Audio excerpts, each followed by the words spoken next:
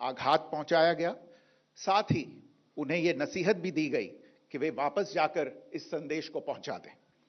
यह हमला स्पष्ट रूप से जम्मू और कश्मीर में बहाल हो रही सामान्य स्थिति को बाधित करने के उद्देश्य से किया गया था।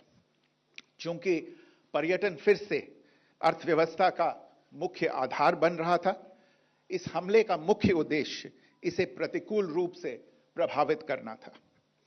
पिछले वर्ष आप सभी जानते हैं 2.25 करोड़ से अधिक पर्यटक कश्मीर आए थे। इस हमले का मुख्य उद्देश्य इसलिए संभवतः यह था कि इस संघ राज्य क्षेत्र में विकास और प्रगति को नुकसान पहुंचाकर इसे पिछड़ा बनाए रखा जाए और पाकिस्तान से लगातार होने वाले सीमा पार आतंकवाद के लिए उपजाऊ जमीन बनाने में सहायता की जाए। हमले का यह तरीका जम्मू और कश्मीर और शेष राष्ट्र दोनों में सांप्रदायिक दंगे भड़काने के उद्देश्य से भी प्रेरित था। इसका श्रेय सरकार और भारत के सभी नागरिकों को दिया जाना चाहिए कि इन प्रयासों को विफल कर दिया गया। एक समूह ने खुद को रेजिस्टेंस फ्रंट टीआरएफ कहते हुए इस हमले की जिम्मेदारी ली है। यह समूह संयुक्त राष्ट्र द्वारा प्रतिबंधित पाकिस्तानी आतंकवादी समूह लश्कर-ए-तैयबा से जुड़ा हुआ है। यह उल्लेखनीय है कि भारत ने मई और नवंबर 2024 में संयुक्त राष्ट्र की 1267 कमेटी की सैंक्शंस मॉनिटरिंग टीम को अर्धवार्षिक रिपोर्ट प्रस्तुत की थी, जिसमें टीआरएफ के बारे में साफ इनपुट दिए गए थे। इससे पाकिस्तान स्थित आतंकवादी समूहों के लिए कवर के रूप में टीआरएफ की भूमिका सामने आई थी। इससे पहले भी दिसंबर 2023 में भारत ने इस टीम को लश्कर-ए-तैयबा और जैश-ए-मोहम्मद के बारे में सूचित किया था, जो टीआरएफ जैसे छोटे आतंकवादी समूहों के माध्यम से अपनी गतिविधियों को संचालित कर रहे हैं।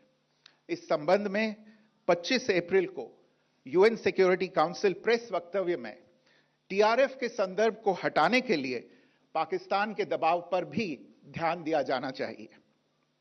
पहलगाम आतंकवादी हमले की जांच से पाकिस्तान के साथ आतंकवादियों के संपर्क उजागर हुए हैं। रेजिस्टेंस फ्रंट द्वारा किए गए दावे और लश्कर-ए-तैयबा से ज्ञात सोशल मीडिया हैंडल द्वारा इसको रीपोस्ट किया जाना इसकी पुष्टि करता है। चश्मदीद गवाहों और विभिन्न जांच एजेंसियों को उपलब्ध अन्य सूचनाओं के आधार पर हमलावरों की पहचान भी हुई है।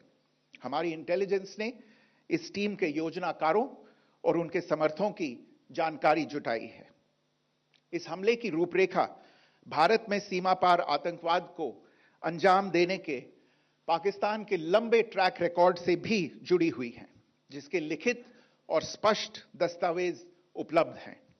पाकिस्तान दुनिया भर में आतंकवादियों के लिए एक शरण स्थल के रूप में पहचान बना चुका है। यहां अंतर्राष्ट्रीय स्तर पर प्रतिबंधित आतंकवादी सजा पाने से बचे रहते हैं।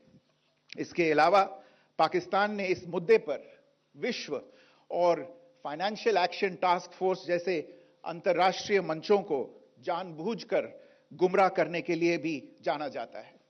साजिद मीर का मामला, जिसमें इस आतंकवादी को पाकिस्तान ने मृत घोषित कर दिया था और फिर अंतर्राष्ट्रीय दबाव के परिणाम स्वरूप वो जीवित पाया गया, इसका सबसे स्पष्ट उदाहरण है। यह स्वाभाविक है कि पहलगाम में हुए इस हमले से जम्मू और कश्मीर के साथ साथ भारत के अन्य भागों में भी आक्रोश देखा गया। हमलों के बाद भारत सरकार ने स्वाभाविक रूप से पाकिस्तान के साथ संबंधों को लेकर कुछ कदम उठाए।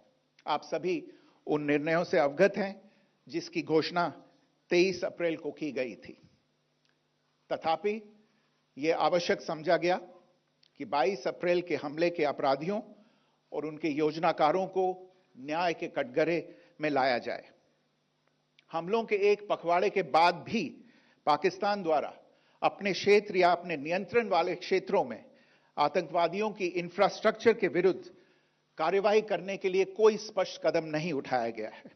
उल्टे वो इनकार करने और आरोप लगाने में ही लिप्त रहा है। पाकिस्तान आधारित आतंकवादी मॉड्यूल्स पर हमारी खुफिया निगरानी ने संकेत दिया है कि भारत के विरुद्ध आगे भी हमले हो सकते हैं। अतः इनको रोकना और इनसे निपटना दोनों को बेहद आवश्यक समझा गया। आज सुबह, जैसा कि आपको ज्ञात होगा, भारत ने इस तरह के सीमा पार हमलों का जवाब देने